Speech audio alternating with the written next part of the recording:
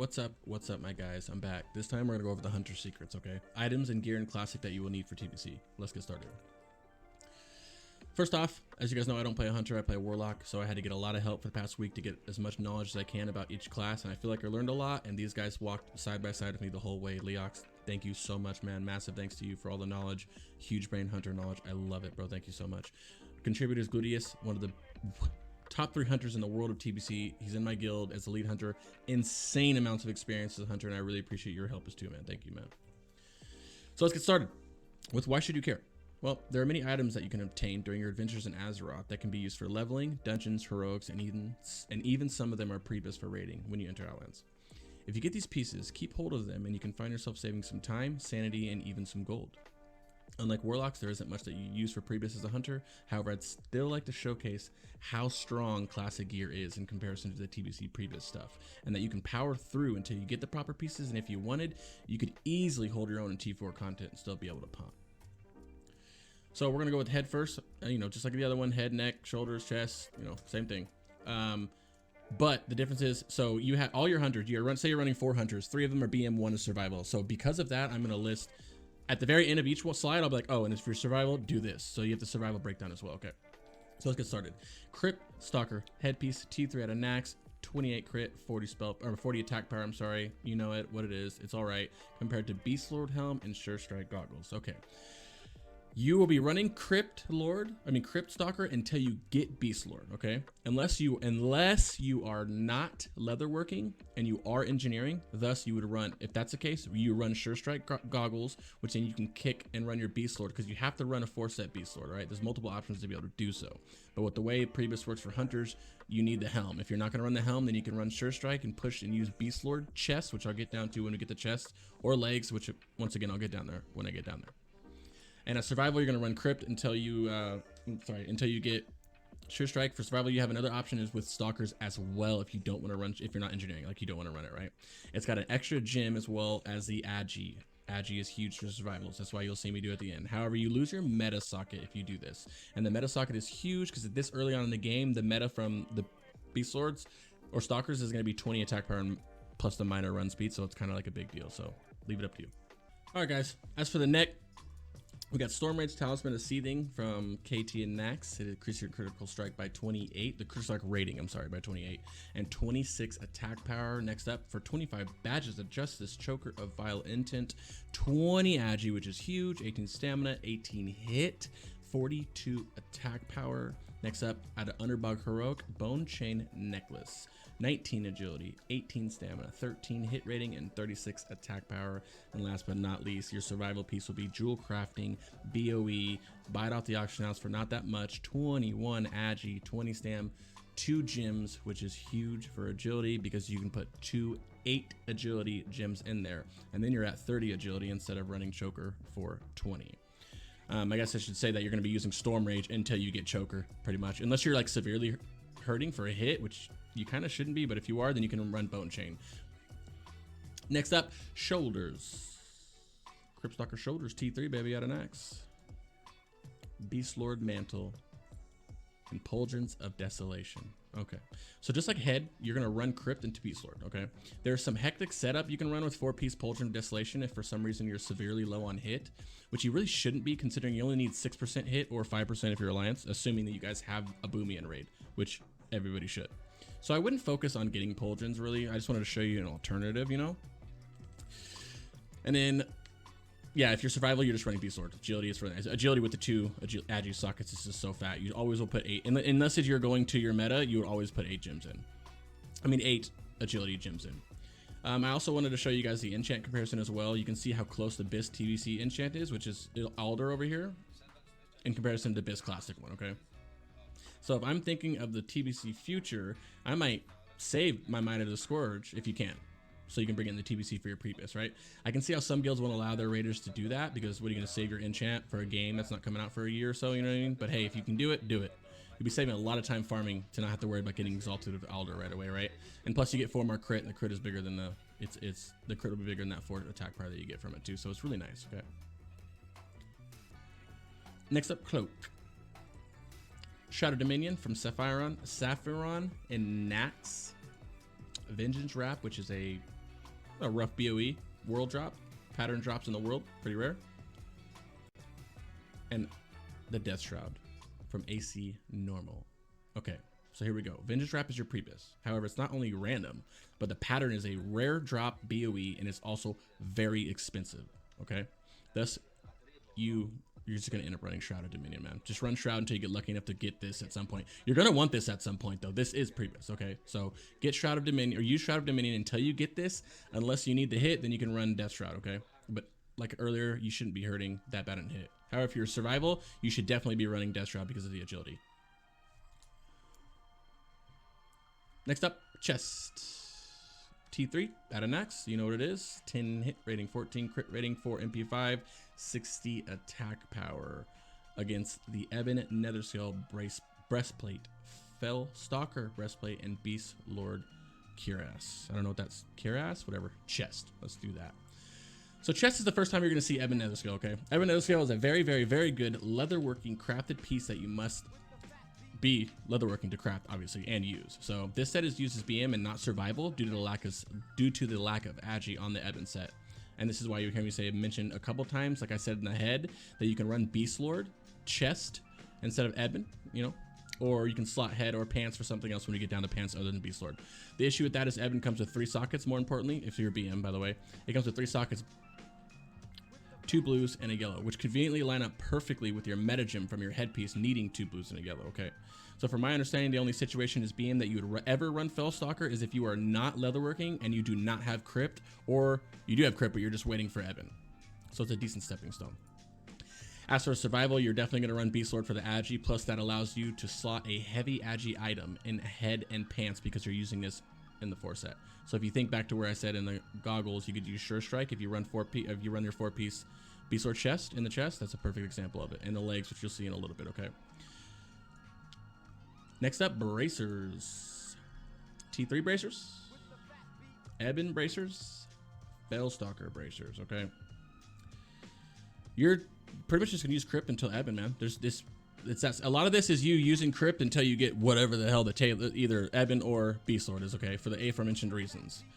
Once again, if you're not leatherworking, that's the reason why you would go Fellstalker. That's it. That's the only reason. If you're, obviously, again, if you are survival, you're not getting Ebon, you're going to run crypt until you can get into this Fellstalker because it's going to be better because it has that gem, okay? Next up, gloves. Once again, T3. Okay? Once again, BM will run crypt stalkers until they can get their hands on Beast Lord, okay? Now, handguards of the steady isn't super amazing in comparison, but it's worth mentioning. However, it is a heroic drop out of mech. Thus, you'll be farming heroics every day for it. It's not really worth it, but hey, if you get lucky and get it, you can run that instead of Beast Lord, assuming you're not breaking your 4-piece, which is another situation where if you're not breaking your 4-piece, you can run this and then, you know, 4-slot the chest in. I wouldn't suggest it, though. Next up, belt. Krypton, Ebon, Fellstalker. Looks familiar, doesn't it? Yet again, run crypt until Ebon. Unless you're survival, then you run crypt into Fellstalker. Simple enough. Legs gets a little confusing. Okay, we get a little more options. We have T3, we have Beast Lord, and we have Midnight. Okay, with Barbaric. So legs, we at least get to see some other options. Whether you use them or not is another question altogether. But however, from my understanding, you're running Crypt Stalker until Beast Lord yet again. And as for Midnight leggings, these are from a heroic, so you need to farm them. However, if you're lucky enough to get it drop early and you are not breaking your crit bonus for it while you have your crit bonus for a little bit, you can then run them. And this is one of those situations where you could run that 4-piece Beast Lord and chest for the 4-piece, and then you'll be able to run into Midnight. You see what I mean? That's a perfect example of it. And this is fat. 3 sockets, 27, 17, 64. So if it's a situation, it's obviously not your ultra Pre-BiS, but in a situation where you're still grinding up your Pre-BiS, say, you know, your week 1 rating, you don't have all your pieces, and you got Midnight, run Midnight. 4-piece the chest with Beast Lord is going to work perfectly fine. As for survival, you'll be hunting down the barbaric leg straps out of Underdog Heroic. These are fat. They're insanely good for survival due to the 25 agi, but the 3 sockets, once again, 8, 8, 8. 24 agility on top of the 25. That's 49 agility you're getting from these legs. Huge. All right, guys, boots. You got your T3 into fell leather, and then boots of Endless Hunt. Pretty self-explanatory. You run T3 until you get fell leather if you're BM, because the 2 sockets is really good. And if you're survival, you're going to run crypt into boots of the Endless Hunt. Simple enough. And that's just as you know, it's because of the agi. Next up and more exciting are the rings. You got your KT ring and your Lotheb from Nax rings, okay? Ring of the Crypt Stalker, 6 MP5, which doesn't mean much. 40 attack power, 20 agility. Band of Unnatural Forces, 14 crit rating, 10 hit rating, 52 attack power. You have your TBC side, you have your True Strike ring. It's a BOE world drop. Increases attack power by 40, restores 7 MP5. And then you have a Ring of the Shadow Depths out of Underdog Heroic, 15 stam, 21 crit rating, 13 hit rating, 24 attack power. Now, as you know, in TBC, you have to choose between Alders and Scryers, okay? Hunters typically choose Alders, casters usually choose Scryers. These are the two rings that you can get from it, okay? One is 10 hit, 50 attack power. The other one is, surprise, 10 hit, 50 attack power. Okay, so I'm happy to finally say that you can use another classic item in T4, okay? Band of Unnatural Forces is really good, all right? Really, really, really good. And it drops from Lotheb and Nax, so you're gonna be, you should have it, and you will have it. You'll be using this plus whatever faction you are. So obviously we're gonna pretend that you're gonna be Aldor. So you'll be using right away Band of Unnatural Forces and Slayers. Okay, easy. Until then, you're busy using Ring. So what to start, you're going Band of Unnatural Forces, and Ring of Crypt Stalker. You're gonna drop Ring of the Crypt Stalker for Slayers. That's that.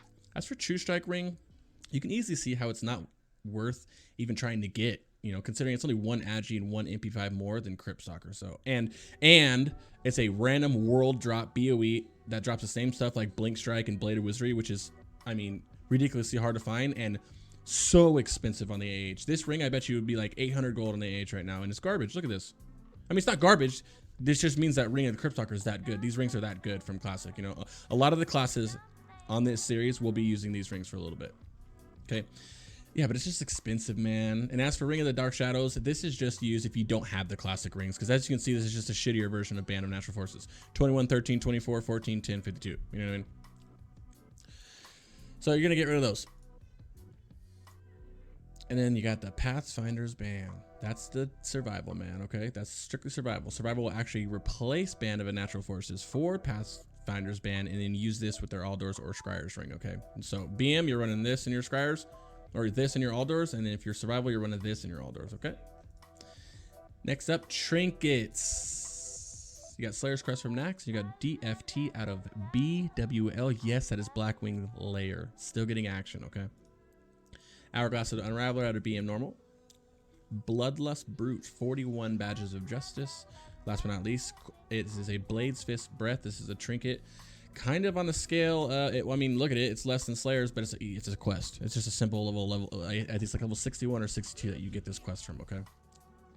Trinket's a little more fun. You're just pretty much going to use Slayers and DFT until you can get Blade's Breath, you know what I mean? Which you get from a quest, like I said, in Hellfire Peninsula, level 61 or 62. Once you get this, you replace DFT with it. Then you're going to be rocking those two, okay? Until you're going to continue on your leveling adventures.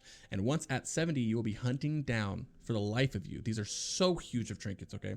You'll be hunting down these two phenomenal trinkets. Hourglass is simply from a normal. Run normals a bunch of times. I hear a lot of people bitching about the drop rate on this, but obviously it's server dependent, so we don't know. And plus, you'll be doing BM. That's like the second dungeon. You do OHF and then you do BM, and you spam BM for rep. You just a million reasons why you're going to be in BM, so you'll probably get this at some point, right? Yeah, and that's about it, man. It's not gonna be that hard to get. At that pace, when you do get this, that's when you're gonna drop Blades, and then you're just gonna run Slayers and Hourglass until you can get the 41 badges up to get Bloodlust Brooch. Really, really good. Survival also uses, as you can see, the same exact trinket prog as well, trinket progression. Next up, range. Your ranged weapons, which is ironically it feels like it's a bunch of bows, man. So you got Nerubian Slavemaker out of KT Nax into the Veteran's Musket, which is the Alliance version of, you know, one's Thrallmar, one's Honored Hold. So you know what I'm saying? It's just whatever if you're a Horde or Alliance. And then Rat Tide Longbow, which is your big boy one. So for your ranged weapon, you simply run Slavemaker until you get all of these, until you get exalted with whatever faction you are, or you're lucky enough to get Rat Tide, okay?